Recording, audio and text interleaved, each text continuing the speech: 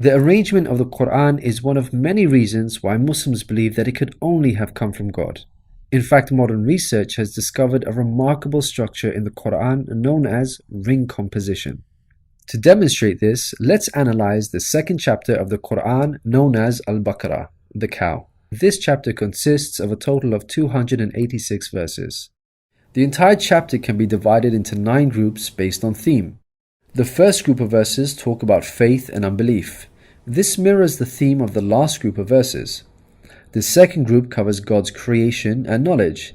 This again mirrors the second to the last group's theme. The third group discusses the law given to the Israelites, which mirrors the giving of law to the Muslims in the 7th group. The fourth group relates to the test of Abraham, a mirror of the test of Muslims in the 6th group. The middle group, the 5th group, is the central theme of the entire chapter, the change in direction of the Muslim prayer.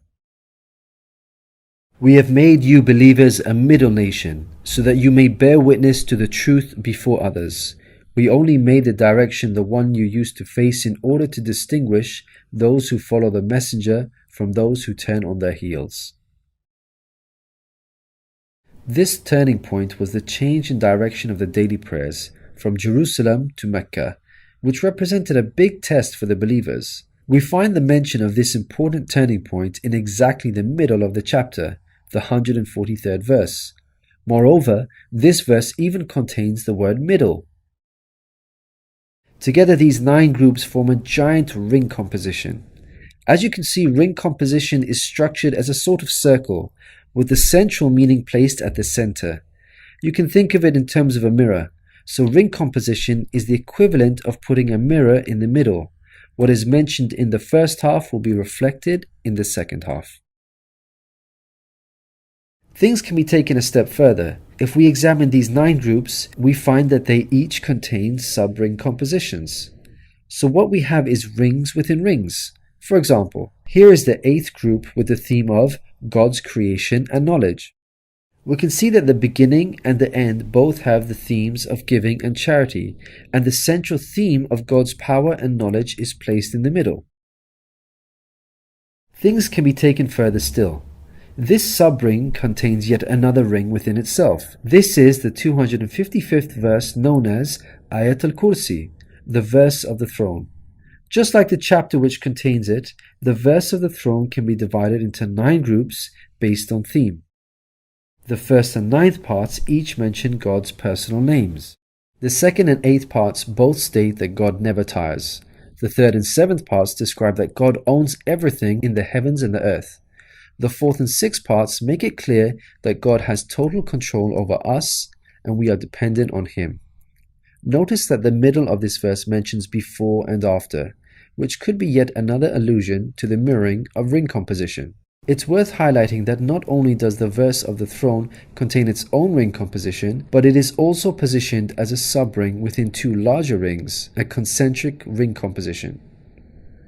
We can see that this chapter of the Quran is marvelously designed, being precisely and tightly arranged according to the principles of ring composition. This precision in arrangement is in fact astonishing when we consider the timing of the revelation of these verses. To appreciate this, let's consider the analogy of building construction. Imagine you had the task of building a house. Rather than waiting until you receive all of the materials and then drawing up a carefully thought out design plan, you instead decide to proceed without complete knowledge of the constituent parts, constructing it piecemeal, adding to it bit by bit as and when you receive the individual materials.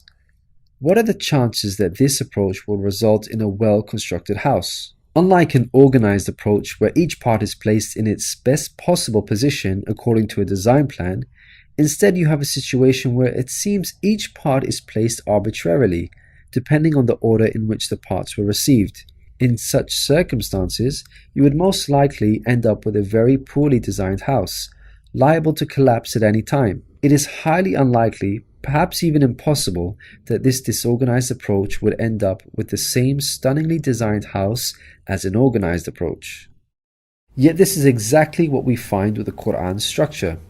The builder in our example is the Prophet Muhammad, peace be upon him. The house that he began to build since its first verses were revealed to him is the Quran. The rooms and bricks in our construction example are its chapters and verses. He can never have a design plan in place for the Quran because the revelation of many of its verses depended on events that were out of his control, such as the social developments and challenges that he faced throughout his prophethood. For example, believers would come up to him and question him on a particular matter, or his enemies would challenge him.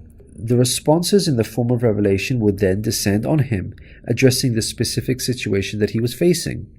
How could Muhammad have devised such an intricate plan when he could not predict the events that would dictate the revelation of verses? Such an arrangement would have to be planned in advance, but this was not possible due to these events being out of his control. What this demonstrates is that the author was someone who could predict the future. Possessing knowledge of the unseen is a quality of God, not human beings.